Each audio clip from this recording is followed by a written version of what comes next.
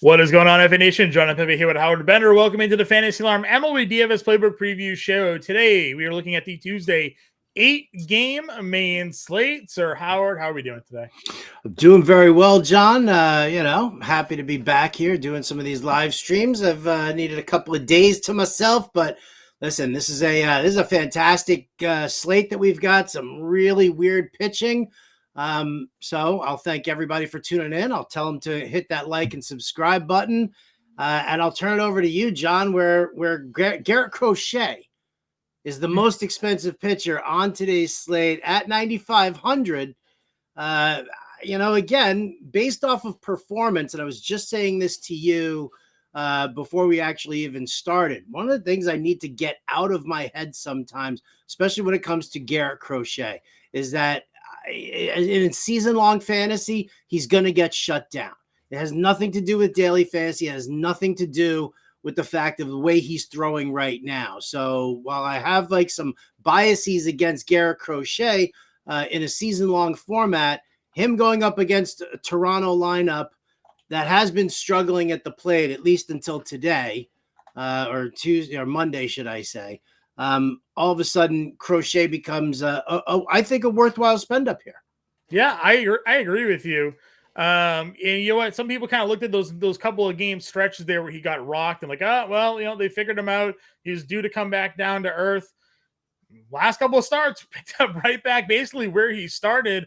Yeah, he's got a 4.1 ERA, Howard. He's got a 2.19 expected ERA and a 2.6 FIP to go at a 12.2 K per nine. Those two starts, what did he give up? Like 7 in one inning and 5 in the other? Yeah, he gave up 17 runs over a 3 start stretch against the Reds, the Phillies, and the Twins. And basically everybody's like, well, it was a good run, flash in the pan, good while it's lasted. Everybody in seasonal basically dropped him. And then he picked it right back up, has now had 4 straight really good starts. The strikeouts we know will be there. They've let him go 97 pitches. So while sure we're worried about innings down the road, they're willing to let him throw right now. And now you got a Toronto team. Now, yeah, Toronto put some runs up on the board in their Monday matchup here.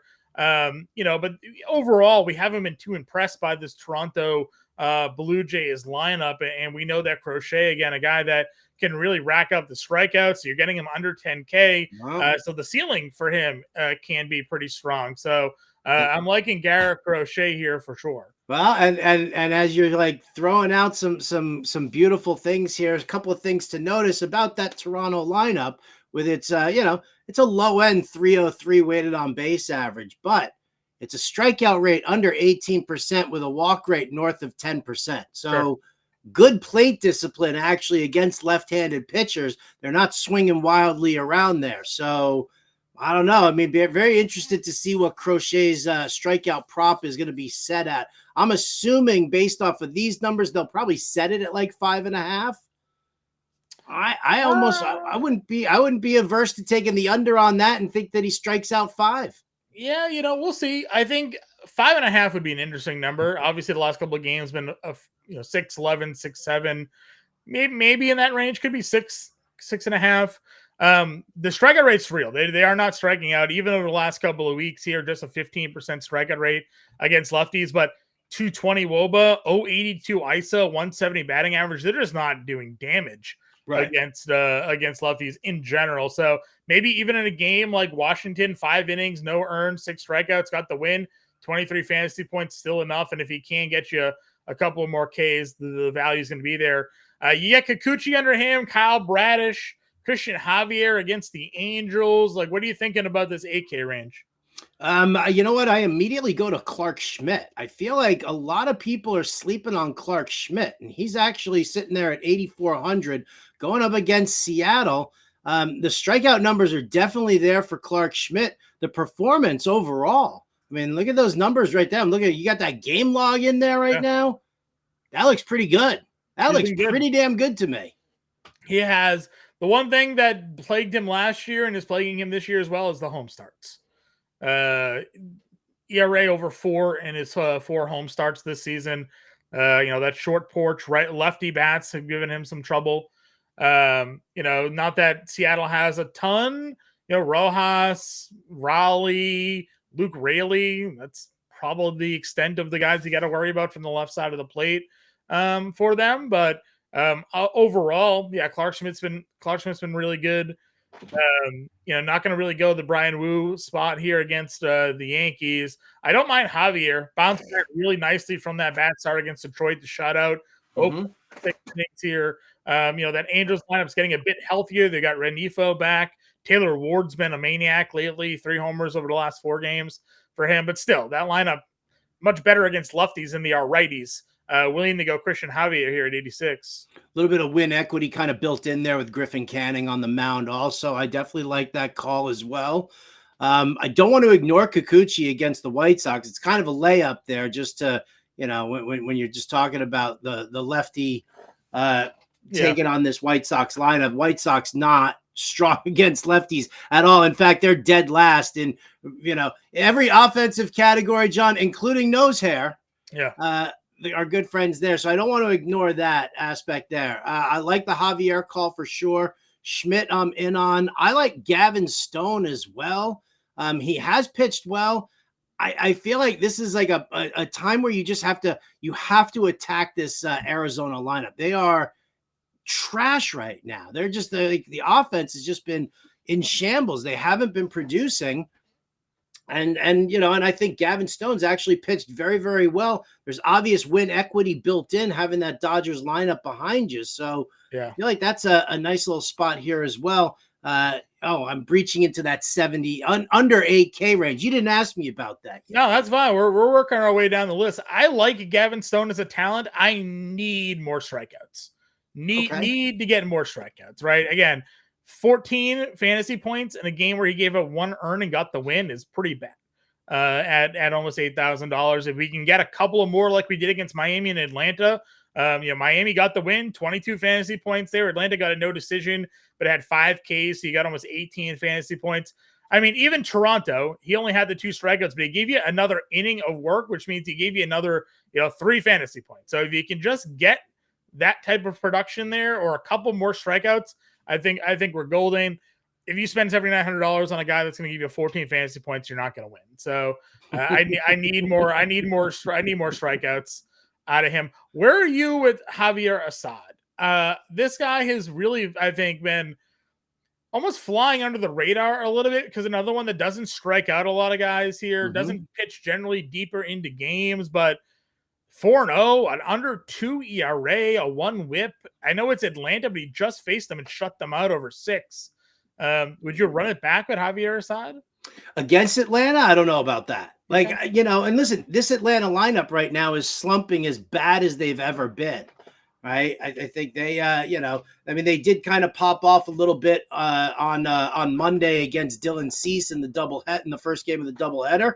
But, I'm sitting there and I kind of wonder, I always worry about a starter making a second start right in a row against the same team. And while Assad did well in Atlanta, coming back at home at Wrigley, to the bats who just kind of woke up a little bit against Dylan Cease and the Padres, kind of give him a little bit of a run. I'm a huge fan of Assad overall.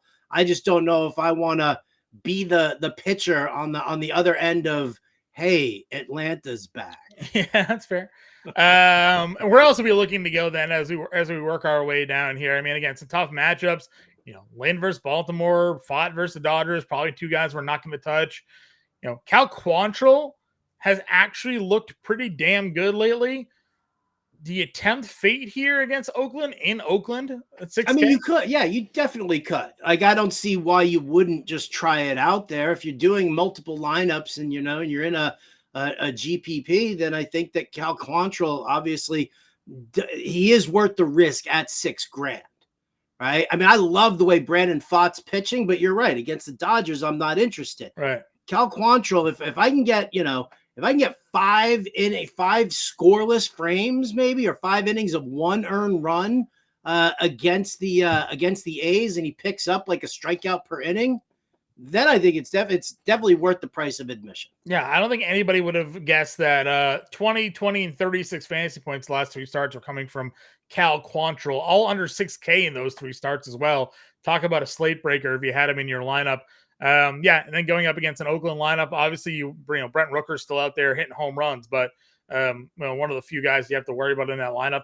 Alec Marsh would get a courtesy nod for me as well. Detroit's lineup maybe starting to wake up a little bit, but has some nice strikeout potential. We saw that last year. If you look at his K per 9 this year, it's down, but if you look at his recent starts, starting to pick back up. 7 strikeouts in back-to-back outings here now. Had 6 against Baltimore.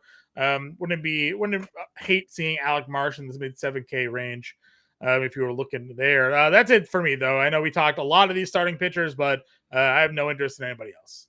All right, let's move on to catcher then.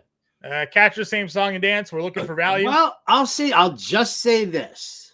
I would pay up $5,700 for Adley Rutschman against Lance Lynn. I will do a Baltimore stack.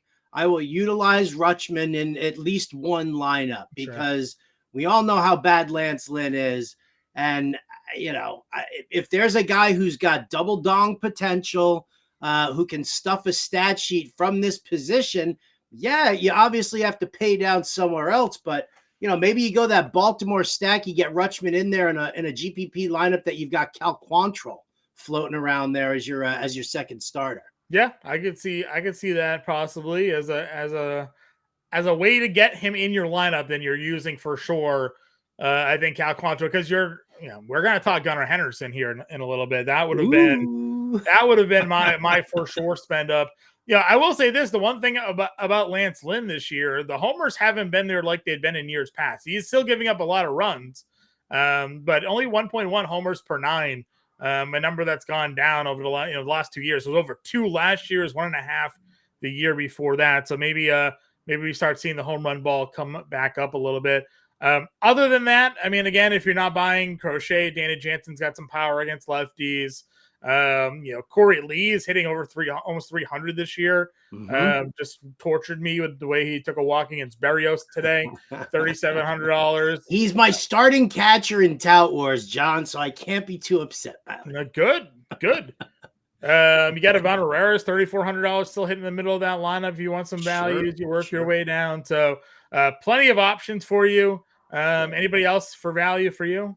I mean, I like what Jose Trevino has been doing lately. I think that's definitely a spot that you can take a look at. Further down the list, there's some catcher kind of switch offs. I mean, Corey Lee's priced up already, but I'm looking for where's Amaya, the catcher for the right here, 2,600. 26, huh? Yeah, there you go. He doesn't present a lot to you, but if you're paying down at the position, yeah, you can do that. You could go Soderstrom if you're not in on Quantrill as well. I know he's cooled off a little bit, but hits the other day, doubling an RBI. If he finds himself in the lineup as a lefty bat against Cal Quantrill, and you're not using Quantrill, I think you could go there as well. All right, first base. Obviously, the Dodger lefties, Ohtani and Freeman, very much in play here against Brandon Pfaadt. I do like Brandon Pfaadt and what he's done right now, but still a little tough there. And then I'm probably looking, I'm not using Sal Perez at first. Yep. Right. I like Olsen, but against the sod, but I'm not going to pay up for that right now. I mean, again, this Braves lineup has been soft, as has Walker in the Arizona lineup too, going up against Gavin Stone. So I kind of feel like I'm looking at possibly Pasquantino against Casey Mize. Sure. Mountcastle, if I want to stay with Baltimore, going up against Lance Lynn. I would go Ahern, I think, over Mountcastle. Okay. Do the lefty bat there. Yeah. Sure. I think that's probably where I would go. Just save a little bit of money on Mountcastle or Ahern, $300 there. Working our way down. I mean, Singleton's got some power if you're not in on Canning, but he only gives you power. Not really much else there. Luke Raley, as I mentioned, he's got the dual positional eligibility. He's on fire right now. 400 average, 1,100 OPS over the last 10.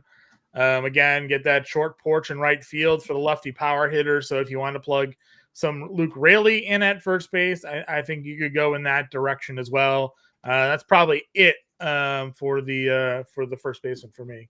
Right on. Moving on over to second base then. Obviously, we know the top end guys here. Which ones are you looking to target? Well, Altuve against Griffin Canning, I absolutely adore. I'll be in on that one. Jordan Westburg against, I like to just stack the Orioles. As many as you can, as often as you can. I'm totally in on that one there. And then, and then I kind of I look a little further down. There's nobody out there, because of where I'm looking to spend up around. I don't necessarily know if Marte or Albies, do it for me very much. Sure. Josh Rojas is $4,200. Again, the lefty matchup. I talked to lefty splits. His home starts this season against left-handed hitters. They got a 480 slug, a 350 WOBA against them. He's giving up 2.3 homers per 9 at home to left-handed hitters. Again, it's just it hasn't been a friendly place to pitch for Clark Schmidt this year. So maybe if you wanted to get some Seattle lefty bats in there, he would be one. Massey, another lefty at 4K against Mize. I know he's starting to cool down.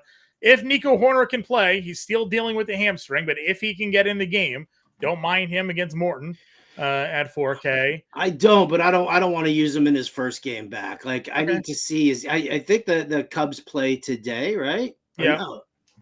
Do they? No, they're not in the lineup today. No, because Atlanta's wrapping up. Right. Yeah, their doubleheader here. So, yeah, I don't know. Yeah, I definitely need to see a report on Horner early in the day. Okay. Where else are you looking at second? Again, you can't argue against what Abraham Toro's bringing to the table. If you're not going to use Cal Quantrill, I think that's perfectly fine for that. You know what? I mean, I definitely don't mind, especially if he's going to be leading off. Looking at Andy Ibanez going up against Marsh, I think Ibanez does a fairly decent job against right-handed pitchers. I mean, he's been a little cold lately. He did go was it late last week? He had a nice little, a little bit of a hot streak going there. I thought, sure, get a little power and pop in that lineup. You talk, anybody against Lane Mateo's $3,500. Nolan Gorman's got some power. Let's see, is there anybody? Could go down to Lux at 32 against Fott. Sure. That's probably it for me. I don't think we see anybody else down there. Moving on over to third base then. Thoughts on the top end here? Anybody in particular that you are looking to target? Obviously the top guys are hurt at the moment. Right. And we said I'd rather use Westberg at second, although I could use him at third. It doesn't really matter to me. But I mean, I'll always use Chris Morel if I can. If I think he's going to go on a hot streak. Should we just put it out there? When was the last time Chris Morel hit a home run? 512. 512. Last week. That's a while ago. So, I would, if you want to take a little shot there against Charlie Morton, I don't mind it, but I will say this. When Chris Morel hits that next home run, gonna lock him in every day after that. And I'm betting his home run prop the next day, too. I like it. Bregman keeps on hitting the ball well, $4,200. Don't really care that it's a righty on the mound. He's just kind of locked in here at the moment. Let's see. Anybody else further down? Matt Carpenter, if he's still in the lineup there for them, should be a lefty versus righty against Bradish at 3K. We've reached Danny Mendick, so it's usually when we move on. Danny Mendick, the starting third baseman for the Chicago White Sox now? Yeah. He came off the IL and they put him immediately in again. It was like Mendick is our third baseman. That's what they're telling us. Agreed. So I'll tell you what, man. I mean, he's not great. I think it's like a 224 batting average with like a 284 on base percentage. I don't even know what the numbers are off the top of my head. I know that they're low. But, under the right circumstances against the right pitcher, I don't know if Kikuchi's the right pitcher here, but maybe against a softer lefty, I would consider using Mendick. Sure. Shortstop up at the top, you got Bobby Witt against Mize at 63. Mookie gets fought. And then Gunnar Henderson, $5,900 against Lance Lynn. At the time of the recording, obviously, Baltimore hasn't gotten off their game against Sonny Gray, but 3 straight homers at the moment here. You're looking to keep that run going. One of the best players, obviously, in baseball. Great matchup here against Lance Lynn. It's a fantastic matchup. I can't argue against it at all. And I would spend up the $5,900 for Henderson before I would spend up on Bobby Witt Jr. And possibly even Mookie Betts. I mean, he's under 6K, and then the next price guy is Volpe at 47. Well, talk about a drop off right there. Yeah, for sure. That's definitely a big drop off. Volpe obviously hitting leadoff for New York is appealing. Payne has been hitting the middle of the lineup for Houston at $4,500. Bo Bichette has 3 hits. Somebody woke him up. Someone's always awake, but we do like Crochet here. Yeah. Any other mid-tier guys for you at short? Ezekiel Tovar's actually been hitting the ball pretty well, as you know, also. So I think he definitely comes into. I mean, Aaron Brooks is not a quality pitcher. Yeah, he's not a great pitcher. So we could look at at some Rockies if we're cheap. Dylan Moore, is he hitting from the left side of the plate? Nah, righty. Oh, he's a righty. All right, sorry, my bad. Because I like what he's been doing a little bit lately as well. Mm-hmm. Agreed. Again, perfectly fine to still use him in that lineup. Again, Clark Schmidt not good at home. Paul DeJong, Homer today, $3,500. He hits for power and he can hit lefty. So if you want to plug him in, you can. Mason Wynn, get some speed there. It's probably it at short though. Yeah, probably. Outfield position. Can plug pretty much anybody you want, but I think we're going to be looking at these Houston guys against Canning with Tucker the way he has been going right now. Yeah, there's definitely a reason to spend up for him there. Yep, 100%. What else are we looking at? Mid-tier, as we go further down the list here. Let me see if anybody particularly jumps out at me. It's crazy that, Bellinger at 51, not bad, good bat against Charlie Morton. I think that's a definite possibility. But then I'll look down a little further there. You were talking about Taylor Ward. If we're not going to use Javier, if we were interested in that. Corbin Carroll's bat has woken up a little bit lately. You got him going up against Gavin Stone. Gavin Stone struggles against lefty bats. Now, I know the numbers have obviously been better lately because he's been better lately, but the lefty hitters were the ones that had given him problems last season and again this year. If you want to go and just target him, lefties doing more damage against him than righties are. So would be the better split to attack. Can you tell me what does DraftKings know that we don't about Detroit? Because they're priced up. Like 4,900 for Mark Canha, and then I'm looking at Wensil Perez. Yeah. At 46. They were priced up for the Monday slate as well. Canha and Riley Green were both $5,000, I think it was. I don't really understand that. I like the Riley Green price. That's fine. But Mark Canha doesn't consistently profile as that type of hitter. So I'm kind of iffy there.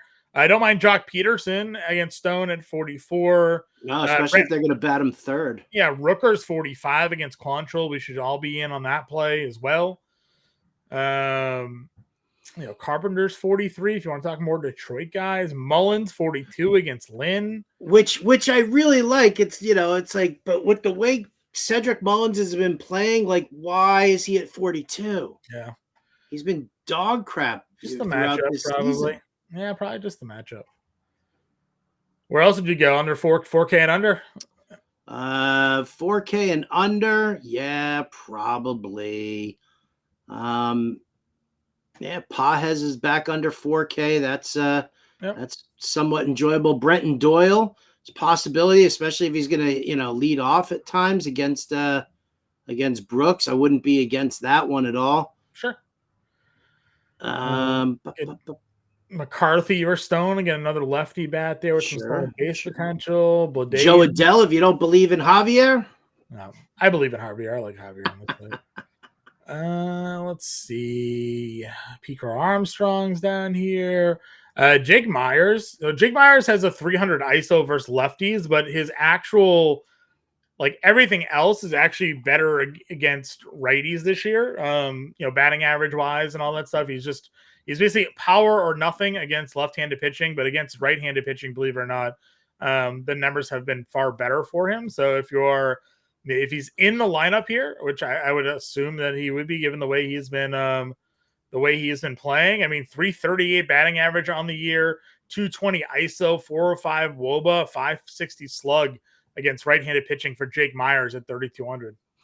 Yeah, I like that. I like that. If you think Kyle Bradish is still kind of struggling on his return, Alec Burleson's, I think he's on like a 5-game hit streak with like 4 multi-hit games in that span. I think that he's definitely somebody. It's a real nice pay down at 3,100.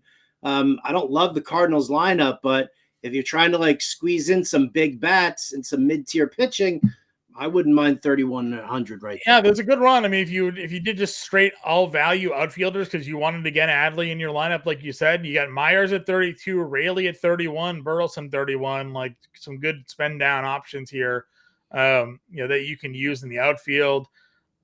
I don't really see much else value-wise underneath them. Obviously we don't have official lineup set. We'll re-update this at 4 p.m. Eastern time when we do our live stream if there are any additional value plays that come through. But you want to get to a lineup build here, Howard? Let's do it. All righty. What do you want to plug in here today? Well, I mean, you are very down on Clark Schmidt, so we won't use him. Okay. You if you're a believer in Christian Javier, let's start with him. Okay. Do you do Javier and spend down for Quantrill? Okay. Okay. Well, that's fine. I mean, we might as well try. If that's the case, then just automatically plug in Gunnar Henderson and Adley Rutschman. Oh, that's what I was. and now value up your outfielders here. What was it? You said Burleson, Raley, Burleson, and Myers here. And Myers. So I got Raley, Burleson. I spelled his name wrong. Outfield. Myers. My dog starts going nutty. 4,800 for first, second, and third. Now Myers, Raley can play first as well, but also Ohtani can play first. So if you want to go in that direction. Did you want to go? I mean, you like the lefty bats going up against Clark Schmidt, so why don't you throw in Josh Rojas? You can use him at second or third, and that'll pair him up with Raley. Yeah, it works. Rojas works for me there. Good Raley. That gives us 5,100 for they'll probably hit near each other, I'm sure, in the lineup. I haven't looked at the last. Yeah, let's go actually Rojas at third. I think that fits our lineup build here a little bit better. Where was he? Yeah, there. All right, so 5,100 for second and first baseman. That's fantastic. I was gonna say it gives us plenty of money to kind of play around with here. We can even go Westberg. We just wanted another Baltimore bat. Can we go Westberg and Ohtani? No. We can go Ohtani and only 3,700. Ibanez. I don't love him enough for that. Mateo. We could also move Rojas as he was at 3,700 third baseman. Oh yeah, let's see. No, there wasn't. Ibanez was all there. 36. We can plug Raley in at first. Give us a better outfield option here. So there you go. That's not bad. 5,100 for second baseman and an outfielder. We liked Tucker. What does Tucker do? Tucker is a $4,100 third baseman. Toro. We're doing Quantrill though, so we can't do Toro. All right, get out of Tucker then. Oh, that's what's going on here. Wait a second. Where'd you put Rojas? Third. I can move him to second though if you want. All right. Well, let's see. Well, who's the? I guess we can kind of figure it out from there of who's the outfielder that we want to spend up on. Did you want Tucker? Well, I tried to get Tucker, but we're out of money if we do unless we just pick a random second baseman, which Massey, right? Like one-off Massey play. Well, if we do Tucker, then second and third, you got 4,150 per player. Well, we got Rojas in at third. Well, take him out for a second. Okay. Just take him out for a quick second. Let's just and let's see what we got going on here. Okay. Well, I guess Rojas is 42, so he does fit our build. Yeah, he does. So that's what I was saying, and he kind of fit the Raley match there. So third base. All right, you've got Arenado. Toro, we're using Quantrill. Wisdom, no. Suarez, no. All right. So not really great. That's why I had him in at third. And I was like, oh, maybe we could spend up at second, but we're kind of just like running out of money. All right, where's Ross? All right, 4,100 for second base. I think we just plug. I think we just play Massey here. He's gonna hit in the middle of the lineup for the Royals. What is a Casey Mize? and we'll go there. Actually, we have Burleson. Where's Brendan Donovan at these days? You use Donovan there? Yeah, let's do that. Let's get a Burleson Donovan connection, and we'll rock that. There we go. We figured it out. Javier, Quantrill, Rutschman, Rayleigh, Donovan, Rojas, Henderson, Tucker, Burleson, and Myers. That gets us a Houston stack, a St. Louis stack, a Seattle stack, and a Baltimore stack. 2, 2, 2, and 2. With Javier and Quantrill up at the pitching positions here today. Again, just an example lineup of a preview of this 8-game slate. We'll be back live at 4 p.m. Eastern time to redo this whole thing with some updated lineups, news, and weather reports. And here to answer all of your questions as well to get you ready for this Tuesday main slate. Any final words of wisdom here, Howard? No, I really don't. I wish I had something clever to say, but I really do not. On that note, then we'll see you at 4 o'clock, everybody.